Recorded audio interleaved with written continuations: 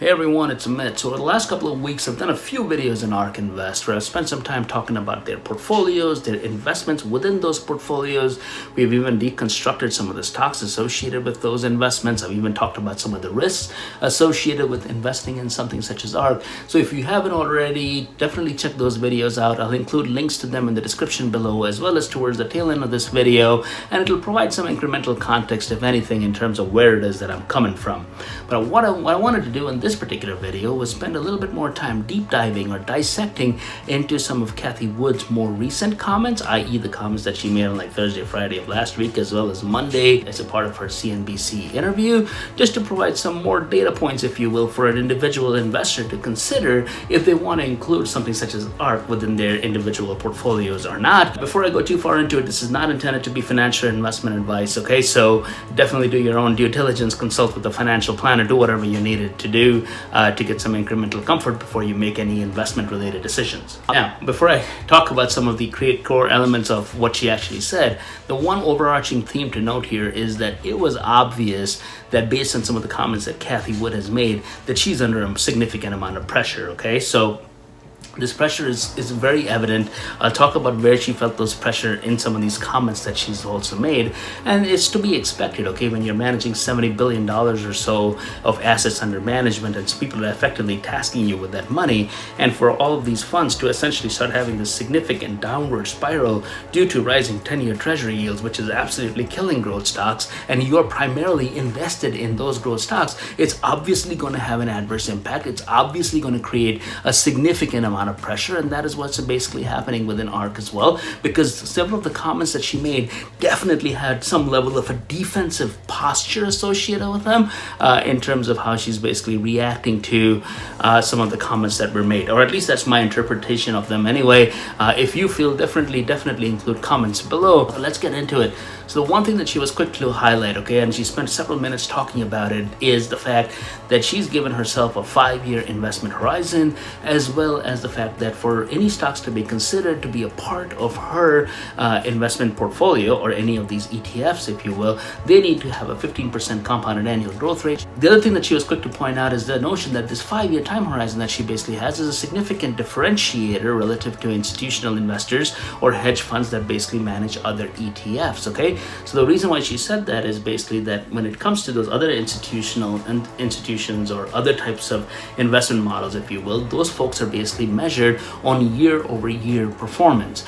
When it comes to something such as ARK Invest, what she's basically saying is that I have a 5-year time horizon, so you should measure me more so based on my performance over those 5 years. So therefore, I have more of a long-term type of a thought process or thinking relative to some of those individual or institutionally managed funds that are measured on year-over-year performance, okay? So that in itself is a bit of a cop-out, okay? If you want my personal opinion into something like this, it's a cop-out because there's a reason why other folks are measured over year-over-year performance, because people want some level of comfort that you can effectively beat the S&P 500, because if you can't beat the S&P 500 and I'm paying you a 0.75 or a 0.79% expense ratio, then it's a waste of my money, okay? So that is one of the reasons why institutional investors are under so much significant amount of pressure to basically either outdo the market, and a large part of them don't, which is kind of a given. But she's basically saying that, hey, when it comes to disruption and this whole notion of exponential growth and all this other stuff, it'll come over time, this, that, and the other,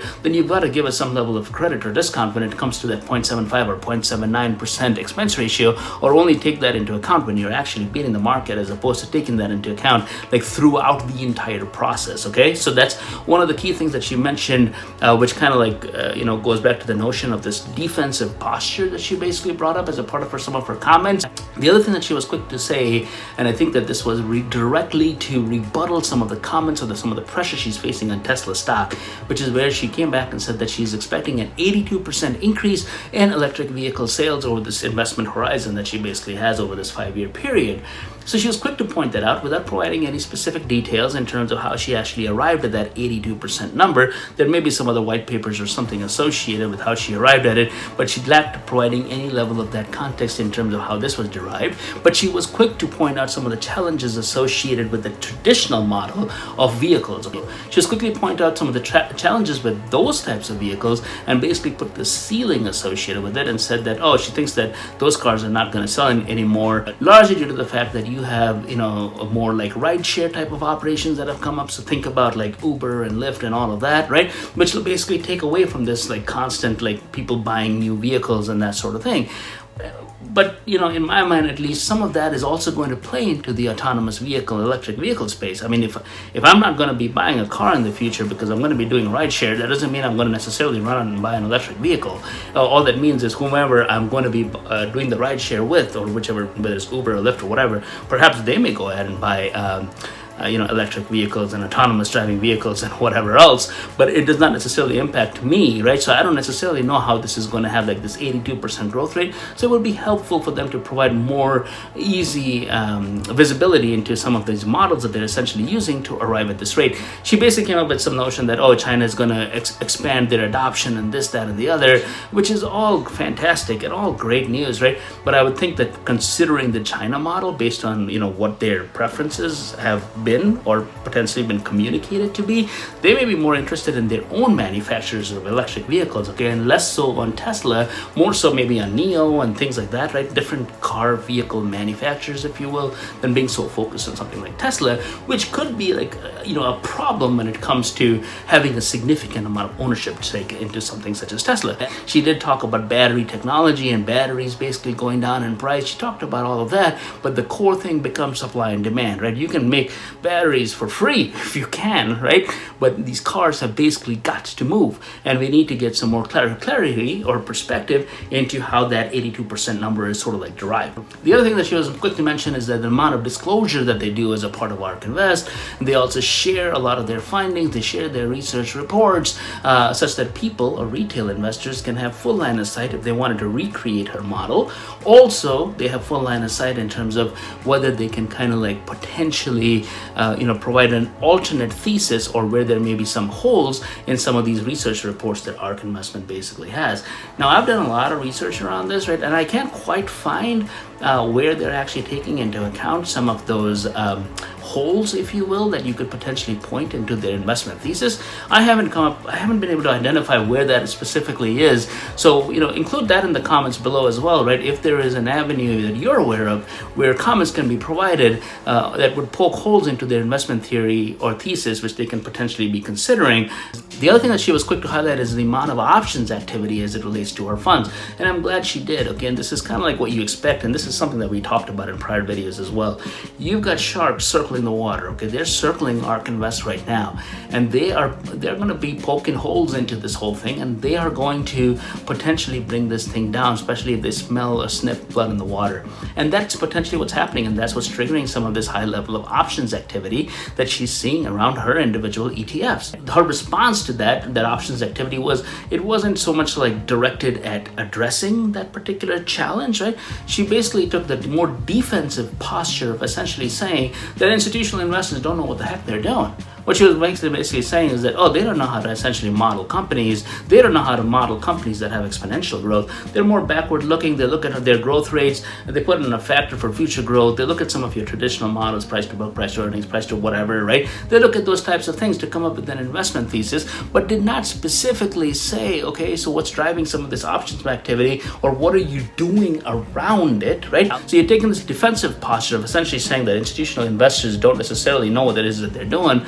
Well, guess what? This options activity is still coming at you, and you're not necessarily addressing what it is that you're going to do about it, which is potentially a problem within itself.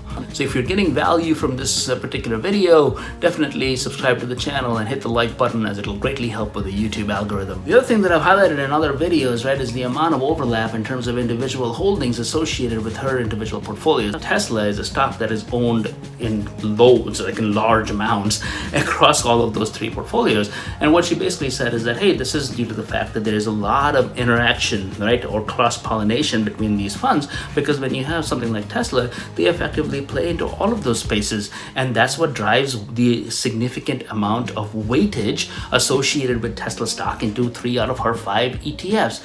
So just a corollary to that, right, and a different way of thinking about that is when it comes to other institutions which also have ETFs, they have some pretty well-defined boundaries in terms of how they define their ETFs to prevent some of this overlap from happening. And the reason why they prevent this type of overlap from happening is that you, as an individual investor, myself as an individual investor, can basically pick on a bunch of ETFs that they basically have, such that I can essentially hedge some of the risks and not essentially fall down the peril, okay, that I invested in one ETF, they all control or all own the same type of stocks, and because of that they all go down together, okay? So but it also means that you need to figure out ways, ARK Invest, to potentially reduce people's exposure, because now you've created this domino effect, okay? This domino effect that when one fund goes down, they're all going to go down if not appropriately managed. She also said certain other things, okay, which I thought were valuable. So she said that the S&P 500, she does not, or I'm sorry, the tech stocks in general, she does not view that to be a tech bubble. She thinks that the valuation is probably justified somewhere in the 20 to 30 PE range.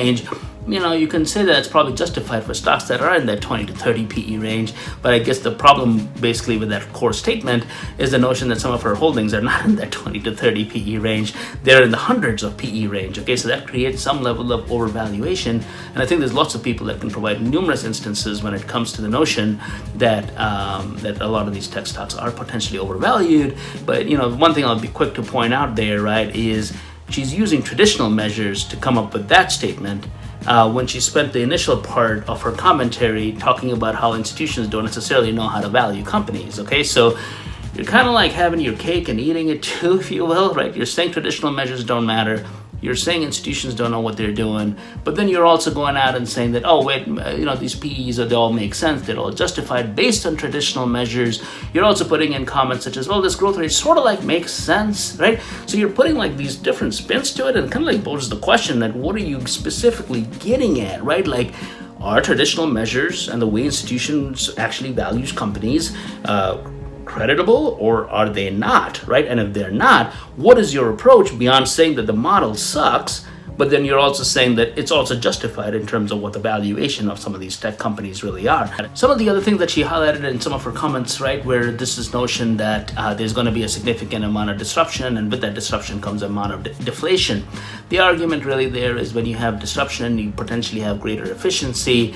When you have greater efficiency, it may result in more automation, which will potentially result in people unfortunately losing their jobs. When you have people losing their jobs, they're not going to be able to spend as much money into the economy. When that sort of things happen, it'll take away from some of the inflationary pressure, and things will be more deflationary in that regard. And that is why disruption has, you know, a significant impact when it comes to deflation relative to other things, you know, which I think there's some fair points there, right? But I don't think we want to basically have a significant amount of accolades being given out to people essentially losing their jobs. But at any rate, she's talking about that, and some of that logic sort of like makes sense anyway.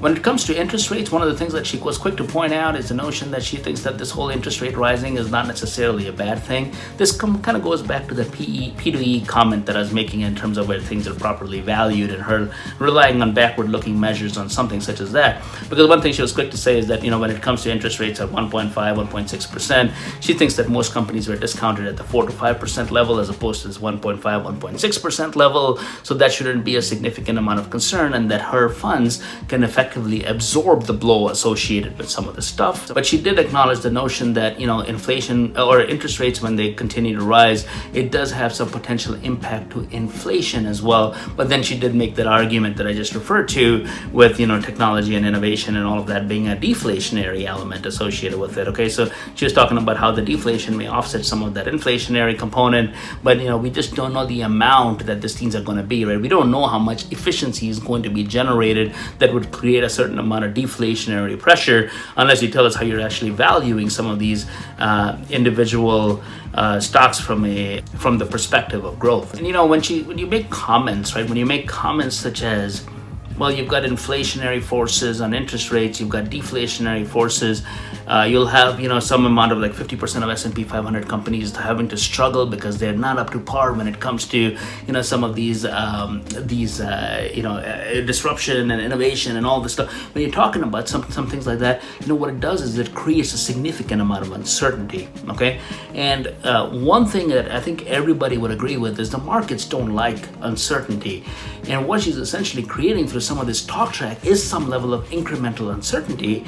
And incremental uncertainty potentially has a very adverse impact when it comes to stocks, but growth stocks in particular. Okay, so she could be shooting herself in the foot if ARK is not very careful in terms of how they're responding to some of the commentaries that they're basically putting out there. This video is kind of like dragged on, right? So I just wanted to provide my perspective. She did come out and make a few other comments that when it comes to corporate taxes and this potential notion that corporate tax rates may be rising under the current administration and all of that, and she was against that. That all absolutely makes sense, and I think a lot of people kind of factored that in. So anyway, so that's kind of like my take on this. Okay, so I hope you found some value to this video, or at least found some more incremental data points for your consideration in terms of determining or developing an investment thesis. If you like the contents of this video, definitely subscribe to the channel, hit the like button, ring the notification bell, and I will see you soon.